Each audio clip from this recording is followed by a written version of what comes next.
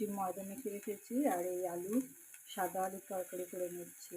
তো চলো লুচি ময়দাটা মেখে রেখেছি দেখাই তোমাদের করবো বলে।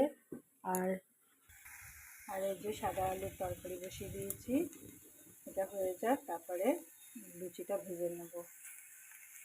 এই দেখো কিছু লুচি ভেজে নিয়েছি, আর স্যারকে দেওয়া হয়ে গেছে, আমার হাজব্যান্ডকে দেওয়া হয়ে গেছে, এটা আমার ছোটো ছেলেকে দেবো।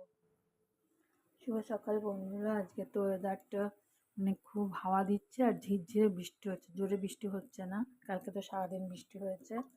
আর দেখো আমি কী করেছি, এখানে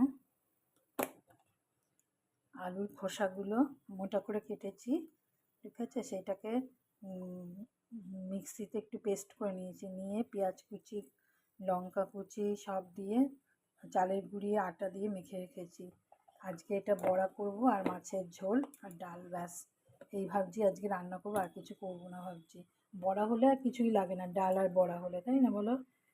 ঠিক আছে চলো। এখন বন্ধুরা তখন দেখালাম যে আলু খোসা আর আলু কুচো করে নিয়েছিলাম, সেটাকে বেটে মিক্সিতে বেটে বড়া করেছি, ঠিক আছে।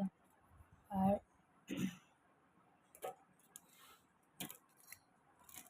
এ দেখো উচ্ছে আলু সেদ্ধ,